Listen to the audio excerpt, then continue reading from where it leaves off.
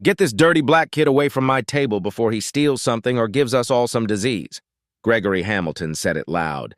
8:30 p.m. on a Friday in October, 52 degrees, the Sterling Oaks patio, string lights glowing, gas heaters fighting the chill, Hamilton in his $12,000 wheelchair, 7 dinner guests laughed nervously. Champagne glasses raised. Miles Underwood stood 3 feet away, 9 years old, homeless, barefoot, jacket torn from digging through their dumpster, black in a sea of white faces. "Sir, please, I can help your leg." "You?" Hamilton laughed. "How long would this miracle take, boy?" Miles's voice shook. "Seconds. The journal said seconds." Laughter exploded across the patio. Hamilton pulled out his checkbook, laughing so hard tears streamed down his face. "Perfect! Heal me for $1 million in your magical seconds, street rat.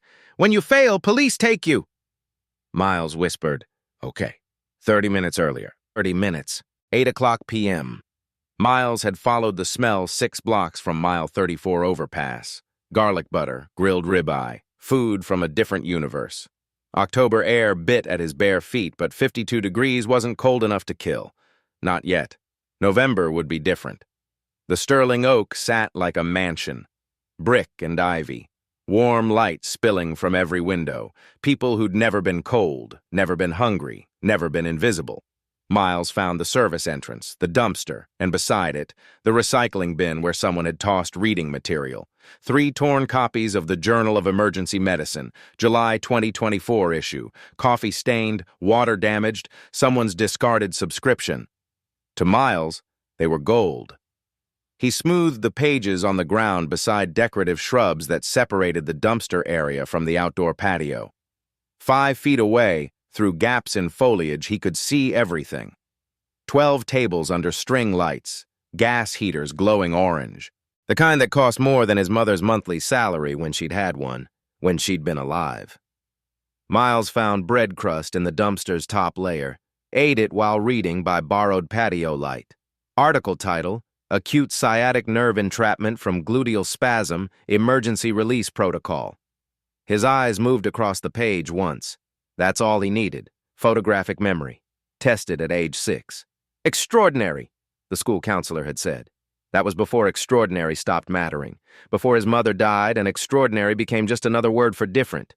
The text imprinted on his brain like a photograph. Perfect, permanent, complete. Acute piriformis or gluteal spasm causing sciatic compression presents as sudden onset lower extremity paralysis. Emergency release protocol. Identify trigger point 2 inches inferior to greater trochanter. Lateral approach, 45-degree angle. Sustained pressure 8 to 12 pounds. Duration 15 to 30 seconds. Muscle relaxation and nerve release is instantaneous. Miles whispered the protocol to himself, adding it to his internal library. 50 pages before this, 51 now. His entire medical education stored in a Ziploc bag and his unbreakable memory. On the patio, celebration exploded. The center table, 8 people, champagne bottles in silver ice buckets. Cristal, $1,200 per bottle. He'd found a wine menu last week. A man sat at the head in a wheelchair, custom carbon fiber, maybe mid-50s, tailored suit, expensive watch. He raised his glass. "To $200 million and the biggest land deal Philadelphia has seen in a decade," Crystal clinked. Laughter rolled like thunder. But Miles wasn't watching the celebration. He was watching the man, the way he shifted his weight every few minutes. Always left side, grimacing when he thought no one looked, reaching down to adjust his left leg like furniture that wouldn't stay in position. A younger man leaned in. "Mr. Hamilton, you sure you're okay?" "I'm fine, Brandon. Keep the champagne flowing." But he wasn't fine. Miles could see it in the micro-movements. Hamilton's left foot at an unnatural angle, the way he shifted position like clockwork. 3 minutes, 4 minutes, pressure building with nowhere to release. Miles looked at the journal page, at the anatomical diagram showing gluteal muscle wrapped around sciatic nerve, at the trigger point marked with an X, at the words instantaneous release. He looked back at Hamilton struggling through celebration. Miles's fingers found the hospital wristband in his pocket. His mother's, Temple University Hospital, patient ID, TUH 284091, Rebecca Underwood, age 31, dead 8 months, 2 weeks, 4 days because nobody had listened when she'd said, "Something's really wrong." He looked at Hamilton in pain. And Miles knew, with the certainty of 51 memorized pages and 8 months watching medicine through hospital windows, that something was about to go very wrong. He didn't know yet he'd be the one to fix it. Miles pulled the hospital wristband completely out of his pocket. Yellow plastic, scratched from being carried everywhere for 8 months, 2 weeks, and 4 days. The text was fading, but he could still read every character. He'd memorized it anyway. Rebecca Underwood. DOB, March 15, 1994. Admitted, August 13, 2025. Allergic to penicillin. His mother had been 31 years old when she died. 31. Young enough that she should have had decades left. Young enough that when she'd first said, "I think something's really wrong in that emergency room," they should have taken her seriously instead of telling her to wait, instead of processing people with insurance cards first, instead of making her sit in that plastic chair for 6 hours while the infection in her body multiplied and spread. "Someone please listen," she'd said, over and over, getting weaker each time. "Please, I think something's really wrong." By hour 8, when they finally called her name, the infection was in her bloodstream. Sepsis. The doctor had used that word like it was a surprise, like it was unpredictable, like there was nothing anyone could have done differently. But Miles had read about sepsis since then, found articles, memorized treatment protocols. $85 worth of antibiotics in hour 2 would have saved her life. $85. Less than 1 bottle of the champagne Hamilton's table was drinking. Miles had photographic memory, a gift, the school counselor had called it. She'd tested him at age 6, shown him complex images and paragraphs, and asked him to recall what he'd seen. Perfect recall, every single time. She'd called his mother in for a special meeting, used words like extraordinary and gifted and tremendous potential, talked about special programs and opportunities. "My brilliant boy," his mother had said on the walk home that day, "you're going to do such amazing things."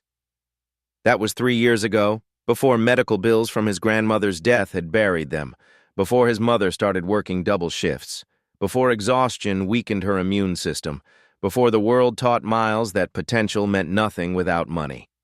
Now Miles lived under the Mile 34 overpass, 15-minute walk from this restaurant, 6 blocks from Temple University Hospital where his mother died and where he now spent evenings pressed against 4th-floor windows watching residents do rounds.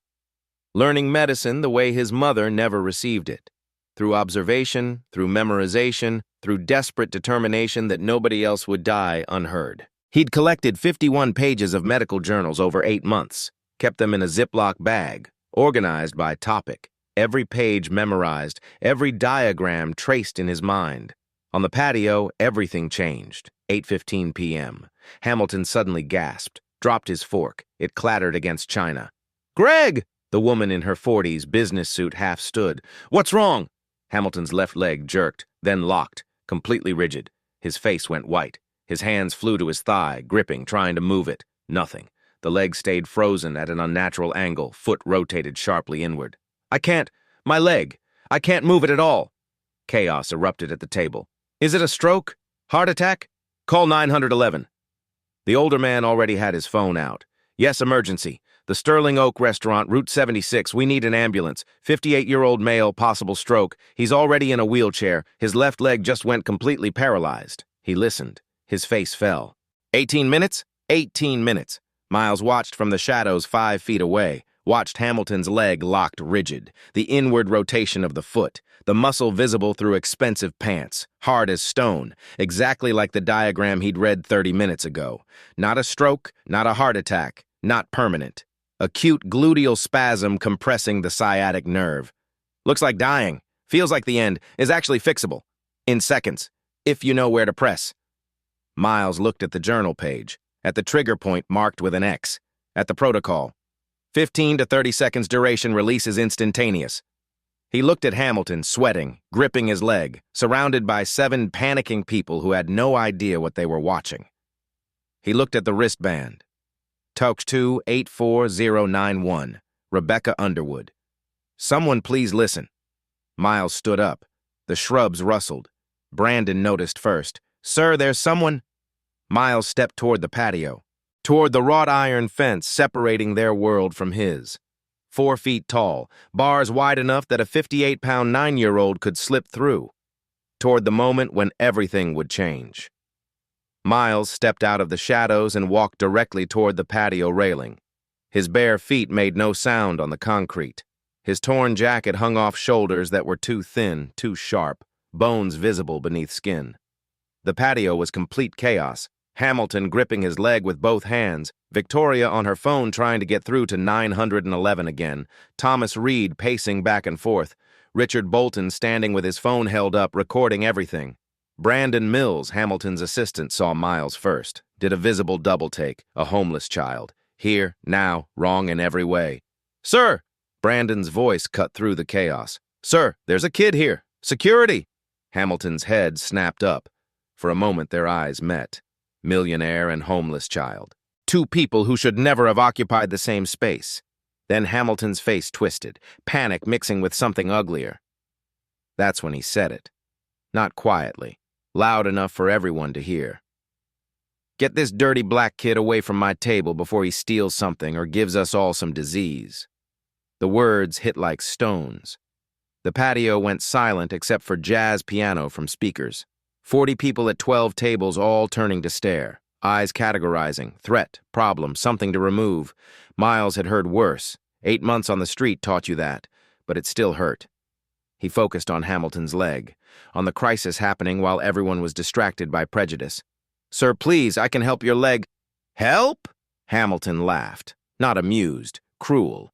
"Boy, you can't even help yourself off the street. Look at you, you're filthy, you're nobody. What makes you think you can help me?" The word boy hung in the air. Everyone heard the weight of it. Security was coming. Miles could see the guard through the glass doors. Big man, uniform, maybe 6 seconds away. Miles didn't have time for politeness. Hamilton didn't have time for proper channels.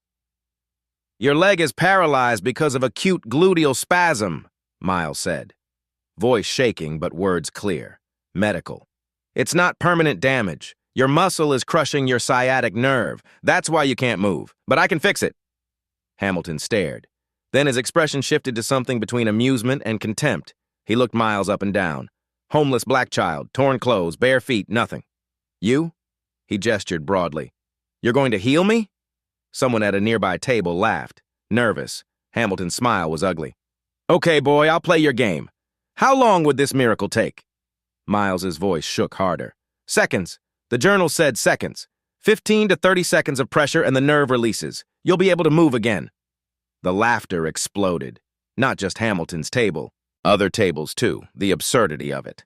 A homeless child claiming he could heal a millionaire in seconds.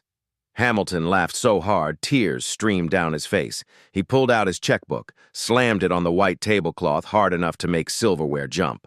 "Perfect! This is perfect!" He was still laughing. "Okay, street rat. You want to play doctor? Fine. Heal me for $1 million in your magical seconds. Go ahead. Show us what a homeless little black boy knows that 3 doctors with medical degrees don't know." He leaned forward, smile vicious. "But here's the deal. When you fail, and you will fail because you're making this up, when you fail, security calls the police. They take you away. You spend tonight in juvenile detention instead of whatever bridge you sleep under. You'll have a record. Your life will get so much worse." His voice dropped, threatening. "So think very carefully, boy. Do you really want to try this?" Miles looked at Hamilton's leg, still locked. Rigid security guard now 4 seconds away, 40 people watching, phones out, recording. This would be everywhere in minutes. Viral humiliation or viral miracle. He thought about his mother, about "someone please listen," about $85. About 8 months, sleeping under a bridge while carrying medical knowledge that could save lives if anyone would just let him use it. Miles looked Hamilton in the eyes. "Yes, sir, I still want to try." The security guard's hand landed on Miles's shoulder, heavy, final. "Okay, kid, you need to—" "Wait!" Hamilton held up a hand, still smiling. "Let him try. I want to watch him fail. I want everyone here to see what happens when people like him try to pretend they're people like us." He gestured grandly. "Go ahead, boy. You've got your seconds. Show me your miracle." Miles climbed through the railing. "Wait, hold on." Richard Bolton stood up, phone in hand like a weapon. Greg, this is insane. We're all witnesses. If this child hurts you, you could be seriously injured. We should wait for the ambulance. The ambulance is still 15 minutes out, Victoria said quietly. And Greg is in serious pain. Pain he'll be in regardless, Thomas interjected. Come on, Greg. He's 9 years old and homeless. How would he know anything about medical procedures? Let him talk. Hamilton's voice cut through, firm despite the pain. He was still smiling, but there was something else in his eyes. Desperation, maybe. Kid, how does a 9-year-old homeless boy know anything about emergency medical protocols? Miles reached slowly into his jacket. Everyone tensed. The security guard's grip tightened on his shoulder. Brandon's hand moved toward his phone. Miles pulled out the Ziploc bag. 51 pages of torn medical journals, water-stained, coffee-ringed, organized with paper clips. He held it up so everyone could see. This is what I've been learning from. 8 months, since my mom died. His voice small but growing steadier. I find journals in recycling bins, in donation boxes, in library trash, behind clinics and hospitals. This one, he pulled out the top pages. I found in your recycling bin 30 minutes ago. He showed them the article. The title visible, the diagram clear. Professional, real. Acute sciatic nerve entrapment from gluteal spasm. Emergency release protocol. Journal of Emergency Medicine. July 2024. It's all here. The symptoms, the diagnosis, the treatment, the exact procedure. Hamilton leaned forward despite the pain. You found that tonight? Just now? Yes, sir. I read it once, one time through. That's all I need. I have photographic memory. They tested me when I was 6 years old. I read something one time and it stays in my head forever. Every word, every picture, everything, forever. Richard scoffed loudly. Greg, come on, Miles interrupted. His voice didn't rise, but it cut clean. Quote, acute piriformis or gluteal spasm causing sciatic compression presents as sudden onset lower extremity paralysis, often misdiagnosed as cerebrovascular accident or radiculopathy in emergency room settings. Emergency release protocol. Identified trigger point 2 inches inferior to greater trochanter. Use lateral approach at 45-degree angle. Apply sustained pressure 8 to 12 pounds per square inch. Maintain constant pressure duration 15 to 30 seconds. Muscle relaxation and nerve release is instantaneous upon successful decompression. End quote. Journal of Emergency Medicine, July 2024, Volume 57, Issue 1, page 234, authors Chen and Rodriguez. Absolute silence. Complete. Total. Miles lowered the page. I remember all of it. All 51 pages in this bag. Every word, every diagram, every protocol. I've been teaching myself medicine because... His voice finally cracked. Because when my mom was dying, nobody listened to her. And I'm never going to let that happen to anyone else if I can help it. Victoria's hand covered her mouth. Her eyes were wet. Hamilton stared at Miles, really looked at him for the first time. Not seeing homeless kid, seeing something else. What do you need me to do? He asked quietly. Stay in your wheelchair, don't move. Miles's voice steadier now, focused. When I press, it's going to hurt more before it gets better. Don't fight me. Don't tense up. Just count with me, okay? Hamilton nodded. Okay. I need to wash my hands first. James the waiter stepped forward. Hand washing station here. He turned on hot water, pumped soap into Miles's hands. Miles scrubbed, methodically, between every finger, under nails, up to wrists. 30 full seconds while everyone watched in silence. Rinsed, dried on his jacket. 8:48 p.m., 5 seconds passed. Miles walked back to Hamilton's wheelchair, knelt beside it. Even kneeling barely came up to armrest height. He looked impossibly small. 58 pounds to maybe 190, 9 to 58, homeless to millionaire. I'm going to find the exact spot first. Tell me if anything hurts. His hands, child-sized, rough from concrete but surprisingly gentle, moved over Hamilton's hip area, palpating through expensive fabric, feeling for landmarks, greater trochanter, iliac crest, gluteal borders, moving with surprising precision. Right here. Miles's fingers stopped, pressed lightly. Hamilton flinched. Your muscle is extremely tight, like wood. The trigger point is... He adjusted. Here. Brandon had phone out. I'm documenting this, whatever happens. Good, Hamilton said, knuckles white on armrests. Kid, are you sure? Miles positioned both thumbs, 2 inches below hip bone, lateral side of gluteal muscle, exactly where the diagram showed. I'm sure about what I read. I'm sure about the anatomy. Voice got smaller. I've never actually done this before. Only practice finding landmarks on myself. Oh, God, Richard muttered. Do you want to wait? Victoria asked Hamilton gently.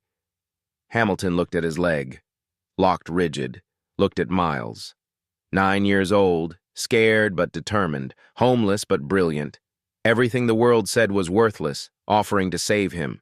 No, we're not waiting. Miles, do it. Miles took a breath. When I press, everyone count, out loud. It helps track time, and... He looked up. I'm sorry if this hurts really badly. Just do it, kid. 8:48, 40 seconds. Miles pressed. Not gently. Full pressure, 8 pounds of force, maybe more. Using entire body weight, both thumbs driving into trigger point. 45-degree angle. Hamilton's gasp was sharp, immediate. Jesus Christ, that... Count 1, 1. Victoria's voice joined. Brandon's, Thomas's, Richard's, even nearby tables. 1, 2, 2, 3, 4, 5. Hamilton's breath came ragged. Sweat poured despite 52-degree air. Grip so tight, leather creaked, body rigid with pain. God, I can't. You can. Keep counting. 6, 7, 8. 6, 7, 8. Miles could feel the muscle under his thumbs. Dense, solid, unyielding, like pressing hardwood. The nerve trapped underneath. Compressed. Screaming. His arms shaking from effort, but he didn't let up. The protocol said 15 to 30 seconds. He had to get there. 9, 10, 11. Victoria crying, didn't notice. Just counting and crying, mascara running. 9, 10, 11, 12, 13, 14. Hamilton's breathing changed. Faster, shallower, face from white to red, veins on forehead. I can't, this is too much. Almost there. 15, 15. The patio held its breath. 40 people frozen. Watching a 9-year-old homeless child press thumbs into a millionaire's hip while everyone counted like countdown to something impossible. 16, 17. Miles felt it before he heard it. The density change, the muscle shifting, wood becoming something softer, something yielding, something letting go. 8! Pop! The sound was audible, clear, distinct, like cracking knuckles but deeper, fuller, a sound from inside the body that everyone heard. Hamilton's entire body jerked, spine arched, head thrown back, a sound ripped from his throat. Oh my God, oh! 8:48, 58 seconds, 18 seconds of pressure, exactly. Miles stepped back fast, thumbs leaving the point, whole body shaking from effort and adrenaline and fear and hope, nearly fell but caught himself. Hamilton's face transformed, agony to shock to wonder in 3 heartbeats. It's the pain! It's gone! Voice full of disbelief. It's completely gone! I can feel my leg again! Try to move it, Miles whispered. Hamilton stared at his left leg like it belonged to a stranger. Tentatively, scared it wouldn't work, he flexed his toes. They moved. All 5 responding, normal. He rotated his ankle, full range, no pain. He bent his knee, straightened it, bent it again. Normal, just normal. Like 33 minutes of paralysis never happened. The patio exploded, all at once, like a bomb detonating in reverse. People screaming, chairs scraping as everyone jumped up. Someone shouted, "Oh my God," over and over. Phones everywhere, 20, 30, 40 people recording from every angle. Miles stepped back, making himself small, trying to disappear, but Victoria grabbed him, pulled him into a hug so fierce it knocked air out. "You did it," she sobbed. "You actually did it." Hamilton gripped armrests, pushed, arms shaking. He rose, wobbly, uncertain, like a baby learning to walk. But rising, standing, weight on both legs, both working, both holding him. 8:49, 15 seconds. Gregory Hamilton stood for the first time in 6 weeks without pain. He took 1 step, cautious, then another, then another. 4 steps before he stopped, staring at his legs. He turned to Miles, saw him. "How old are you?" Voice cracked. 9. "You're 9 years old." Not a question. Complete disbelief. Voice broke. "You're 9 and you just, in 18 seconds you..." He dropped to his knees, now at Miles's height, eye to eye. Equal to equal, pulled him into a hug, fierce, desperate, sobbing openly. "You gave me my life back. 18 seconds. You're 9 years old and you gave me my life back." Brandon's hands shook, holding phone. "I got it all. Timestamp clearly visible. 8:48:40 to 8:48:58. 18 seconds exactly." Victoria held up her phone. I was recording too. Different angle. It's all here. Thomas pulled out watch. Stopwatch app, 18.2 seconds. I watched it and still don't believe it. Richard stood with mouth open, speechless for maybe the first time in his legal career. Other diners crowded closer, table assignments forgotten. Everyone wanted to witness, everyone with phones capturing this moment when an impossible thing happened, when a homeless black child healed a millionaire in 18 seconds. Hamilton held Miles at arm's length, hands on shoulders, looking at him like something sacred. What's your full name? Miles Underwood.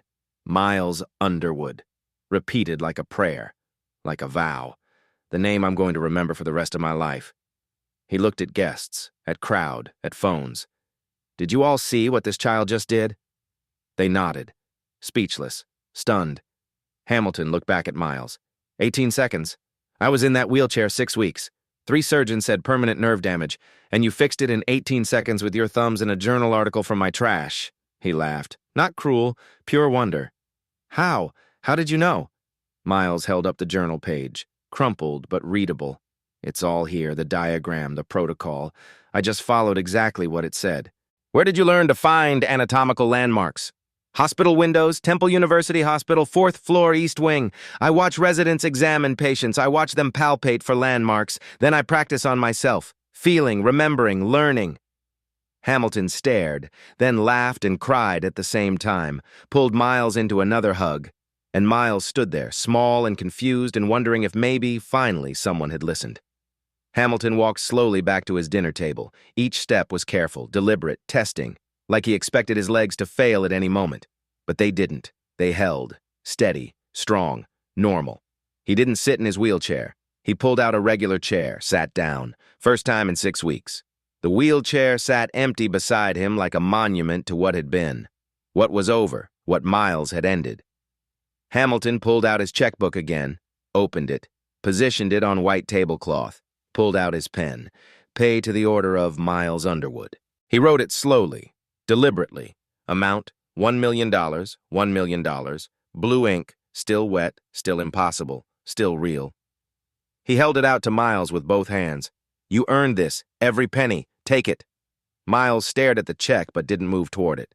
Didn't reach, didn't even blink, just stared. Brandon stood beside Hamilton, phone still recording. Miles! That's $1 million, $1 million actual dollars. That's a house. That's college. That's your entire future. You need to take it right now. Thomas Reed nodded vigorously. Kid, listen. That's life-changing money. You can get off the streets tonight. You can have food and shelter and safety. You can go to a real school, have a real life. Everything changes if you take that check, so please take it. Victoria knelt beside Miles again. Sweetheart, please. You don't have to sleep under a bridge anymore. You don't have to dig through dumpsters. You don't have to be cold or hungry or scared. You can have everything. Please take the check. Brandon's phone buzzed insistently. He glanced at the screen. Eyes went wide. Oh my God! The video I posted 7 minutes ago. 300,000 views already. No, wait. 500,000. It's going viral. Fast. Really fast. Around the patio, other guests started checking phones. Sudden murmurs, excited whispers. It's on Twitter, trending worldwide. TikTok too, at least 20 different videos. Someone made a hashtag, 18-second miracle, trending nationally. It's on Instagram, Facebook, everywhere. CNN just picked it up, main page. A news van screeched into the parking lot. WPVI Action News 6, logo on the side. A woman in her 30s jumped out, reporter's blazer, microphone with camera crew. Dana Wallace sprinted toward the patio in heels not designed for sprinting. Mr. Hamilton, Dana Wallace, Action News 6. Is it true? Did a 9-year-old homeless child just heal you in under 20 seconds? We're getting videos from multiple sources. Can you confirm? More people started gathering outside the patio fence. Other restaurant patrons, parking lot pedestrians, kitchen staff on breaks, everyone with phones, everyone wanting to witness, everyone wanting to be part of the moment, the story spreading in real time, geometric growth. One video becoming 10, becoming 100, becoming 1,000. Miles still hadn't moved, still staring at the check in Hamilton's outstretched hands. Miles. Hamilton's voice was gentle now, almost pleading, not the voice that had called him a street rat. Please take it. You saved my life. You deserve everything I can give you. Miles spoke so quietly that nearby conversations stopped completely to hear him. I didn't do it for money. Everything stopped. The patio, the growing crowd, the video recording. The universe itself seemed to pause. I did it because... Miles's voice stayed small but steady. When my mom was dying in the emergency room, she kept saying the same thing over and over. Someone please listen. Please, someone listen. She said it for 6 hours while they made her wait, and nobody listened. Not until it was too late. Not until she was already dying. Victoria's hand covered her mouth. Fresh tears. Dana's camera caught every word, zooming in on Miles's face, on the check, on the impossible distance between $1 million and a 9-year-old who didn't want it. You were in pain tonight, really bad pain. Everyone assumed stroke or permanent damage. Nobody looked for the real answer. They were going to make you wait 18 minutes in agony. I couldn't... He stopped. Started again. I couldn't watch someone suffer when I knew how to help. The patio was silent except for people crying. Hamilton lowered the check, his own face wet. Then what do you want, Miles? Tell me anything. Miles thought for a long moment.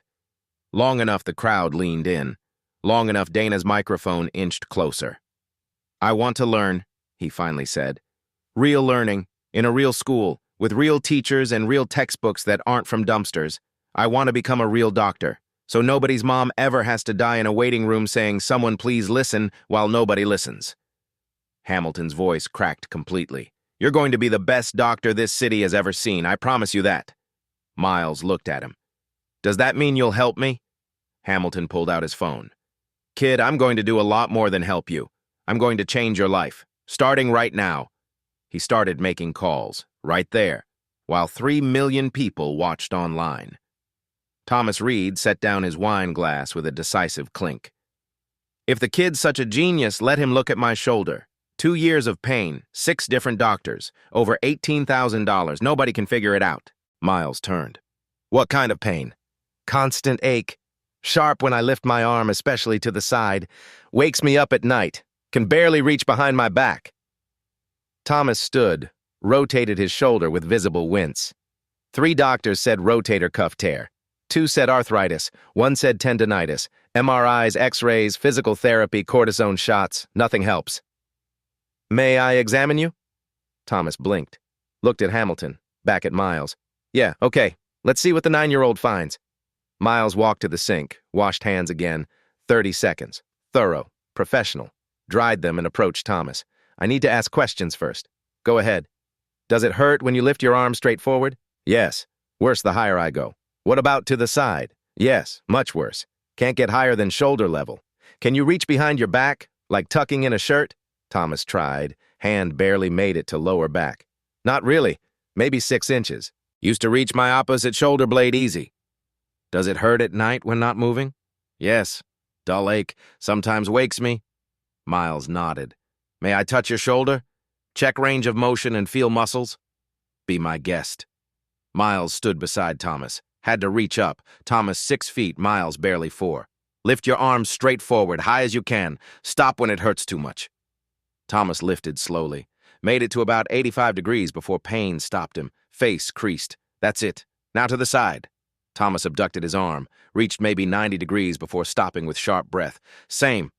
Miles's hands moved over the shoulder. Gently, precisely. Palpating over joint, under collarbone, around shoulder blade, feeling for heat, for texture, for clues. Your subscapularis is very tight here, he pressed gently. Thomas flinched. And your subacromial space is inflamed. I can feel heat, probably fluid in the bursa. He stepped back. You have adhesive capsulitis with subacromial bursitis. Thomas stared. I have what? Frozen shoulder, but that's misleading.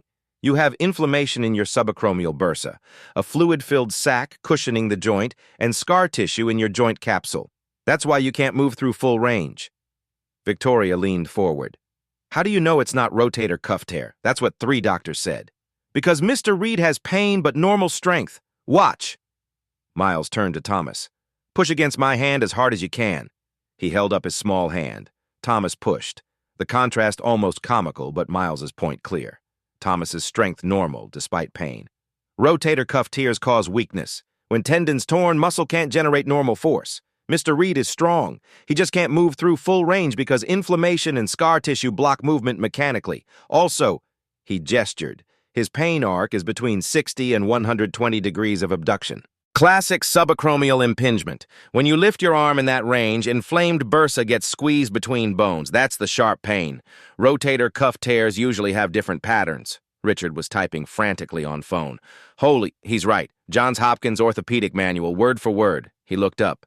How are you doing this? Miles shrugged. Small, uncertain. I just remember what I read. The anatomy textbook I found 3 months ago had a whole chapter on shoulder pathology. I remember all of it. All of it? Richard repeated. All of it.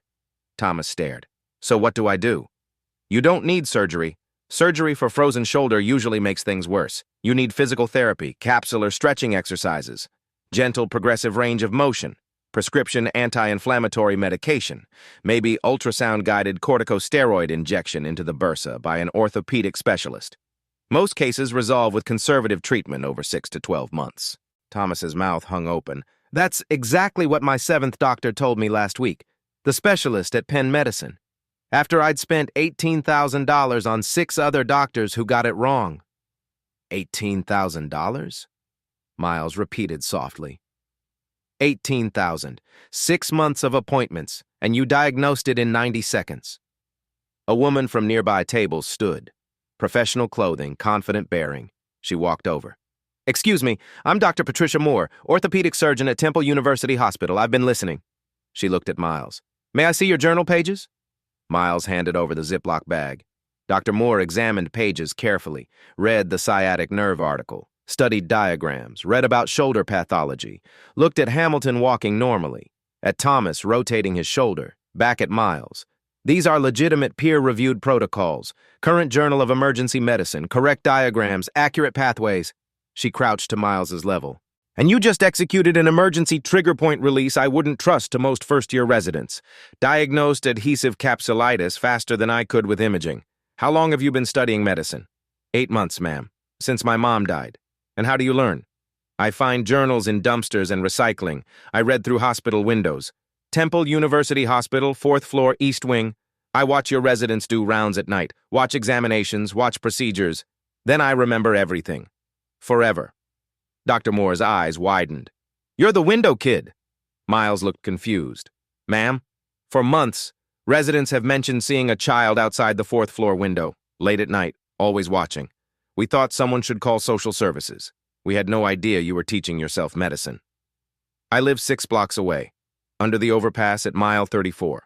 The hospital is warm and the lights are on and there's always something to learn. Dr. Moore stood, looked at Hamilton, expression intense. Mr. Hamilton, this mind cannot stay on the street, cannot. I've been an orthopedic surgeon 15 years, taught at Temple 8. I've trained dozens of students and residents, and I have never encountered clinical intuition like this paired with photographic recall and self-taught anatomical knowledge. At 9 years old, this is once-in-a-generation brilliance. Hamilton nodded. Miles's street days are over as of tonight. Good. Because I want him in Temple's medical observation program starting tomorrow. Shadow residents, attend conferences, observe surgeries, learn officially. She looked at Miles. Would you like that? Miles's eyes went wide. Really? You'd let me? Really? Starting tomorrow. I more than agree, Hamilton said. Dr. Moore, whatever you need, paperwork, funding, clearances, you tell me.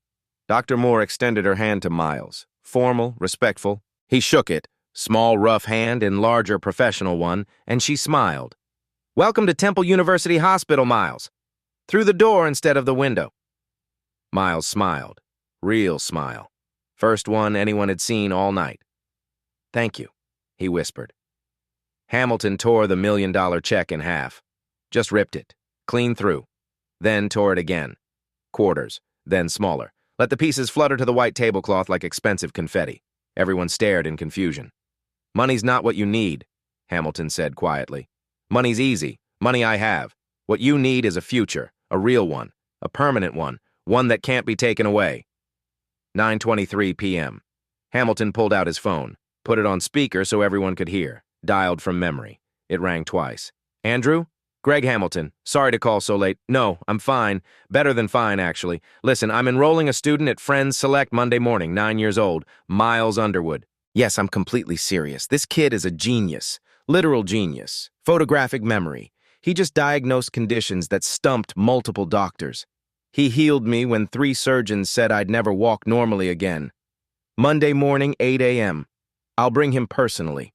Full scholarship through graduation. Everything. Tuition, books, uniforms, activities, everything. Thank you, Andrew. He hung up without waiting for more questions. Dialed again immediately. Sarah, it's Greg. I need Unit 8B at the Spruce Street building completely furnished by midnight tonight. Yes, tonight. I know it's late. I'll pay triple overtime. Everything. Full furniture for a 9-year-old boy. Bedroom, kitchen fully stocked. Clothes in multiple sizes. I don't know what size he wears. Make it a home, Sarah. Not just an apartment. A real home. Everything a kid needs. This kid's been sleeping under a bridge for 8 months. I want him to walk into something warm and safe. Bill me whatever it costs. Just get it done. You're amazing, Sarah. Thank you. He hung up, dialed a third number. Jim. Greg Hamilton. I need you to draft an education trust first thing Monday morning. Drop everything else. Beneficiary. Miles Underwood. $2 million principal, covering all education expenses through completion of medical school, including undergraduate medical school, residency support, living expenses, books, equipment, everything he might possibly need. Because I'm investing in the best mind I've ever encountered, and I want to make damn sure nothing, absolutely nothing, stands between him and becoming a doctor. I'll send details tomorrow. Just get the paperwork started. Thanks, Jim. He hung up. Looked at Miles, who stood frozen, completely overwhelmed. Victoria knelt beside him again, took his hands gently. Miles, sweetheart, do you understand what Mr. Hamilton just did? Miles shook his head slowly. Not really, ma'am. Victoria smiled through fresh tears. You're going to Friends Select School. That's one of the best private schools in Philadelphia. Maybe the best. You start Monday morning, and you have a home now. A real home. Apartment. Unit 8B on Spruce Street, just 2 blocks from here. Real furniture, real food, real clothes, real everything. Tonight. You're going to sleep in a real bed tonight. But, Miles's voice was tiny, confused. Why? You don't even know me. An hour ago you... He looked at Hamilton. An hour ago you wanted me arrested. Hamilton knelt down, eye level, equal to equal. You're right.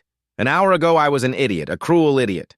I looked at you and saw all my prejudices, all the ugly things this world teaches people like me about people like you, and I was completely, utterly wrong. His voice cracked. You gave me my life back, Miles. In 18 seconds, you did what nobody else could do, but that's not why I'm doing this. I'm doing this because my father was exactly like you. What? My father, Martin Hamilton. He was a janitor at Johns Hopkins Hospital in Baltimore. Night shift, midnight to 8 a.m. for 30 years. And every single night he'd read the medical journals doctors threw away. He'd watch procedures through windows. He'd ask doctors questions on smoke breaks. He taught himself medicine exactly the way you're teaching yourself, from trash and windows and pure, desperate determination. Hamilton's tears fell freely. But he never got his chance. Nobody saw him. Nobody noticed. Nobody cared that a janitor knew more medicine than some residents. He died at 53, still pushing that mop. Angry at a world that never saw him. I built my entire company swearing I'd never be helpless like he was. Then I ended up in that wheelchair tonight, helpless anyway. And you, a 9-year-old sleeping under a bridge, you saved me using the exact same methods my father used. He gripped Miles's shoulders gently. It's like he sent you, like the universe gave me a chance to do for you what nobody did for him. You getting the future he deserved, that's justice. That's what's right. Miles pulled out his mother's hospital wristband slowly.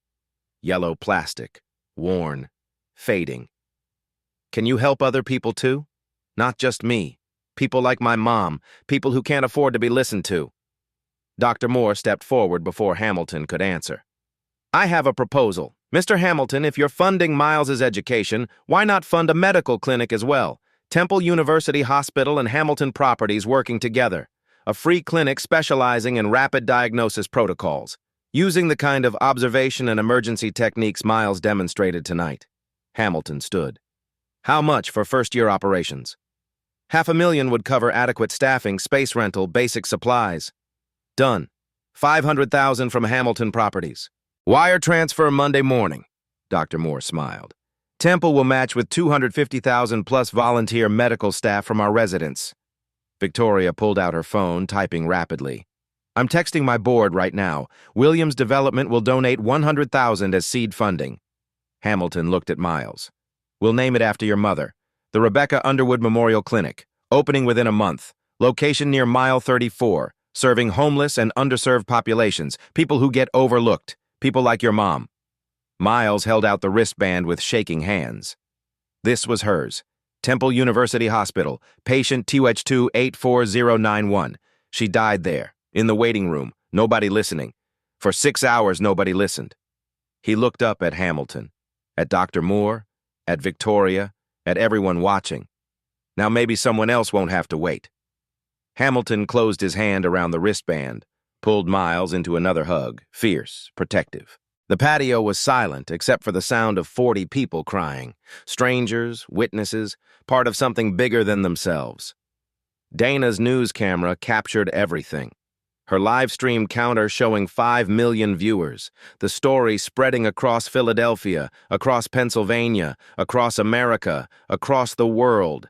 A 9-year-old homeless boy, a millionaire in a wheelchair, 18 seconds that changed 2 lives and would ripple forward into thousands more.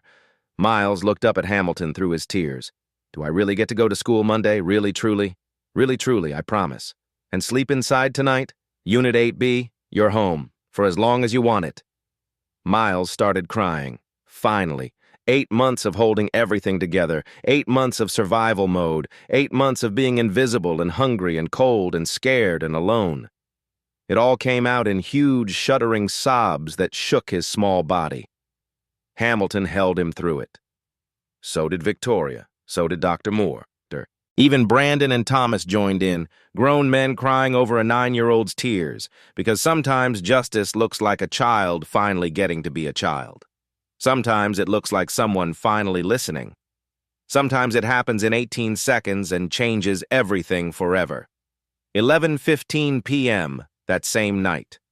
Miles Underwood stood in the doorway of Unit 8B on Spruce Street.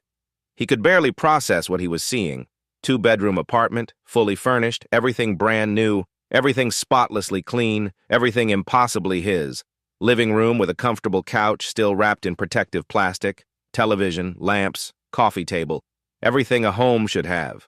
Kitchen with a refrigerator absolutely full of actual food, fresh milk that hadn't expired, eggs, bread, fruit, vegetables, things he hadn't had in 8 months, things he'd forgotten were possible. Bedroom with clothes laid out on the bed in multiple sizes because nobody knew what would fit. Shirts, pants, socks, underwear, real shoes, everything new, everything clean. And the bed itself, a real bed, queen-sized, too big for one 9-year-old, with clean white sheets that smelled like laundry detergent, fresh pillows, a thick comforter, the kind of clean that doesn't exist on concrete, the kind of soft that doesn't exist under bridges. Miles placed his mother's hospital wristband on the nightstand beside a new lamp, yellow plastic against dark wood. Last piece of her in this first piece of his new life. He lay down fully clothed, shoes still on, afraid to get too comfortable, afraid if he relaxed this would all disappear, afraid he'd wake up under Mile 34 and this would be revealed as dream. But the pillow was soft, real soft, the blanket warm, real warm, the walls solid, the door locked, the heater working, everything real. Miles cried into that pillow for 2 hours. Happy tears mixed with grief, mixed with relief, mixed with tears he didn't have names for. 8 months of sleeping with one eye open. 8 months of cold and hunger and fear. Over.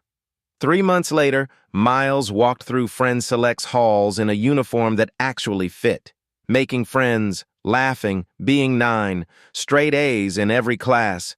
Teachers astonished daily by what he remembered, what he understood, what he could do. 6 months later, the Rebecca Underwood Memorial Clinic opened its doors on a cold February morning. Miles cut the ribbon standing between Hamilton and Dr. Moore, all 3 crying.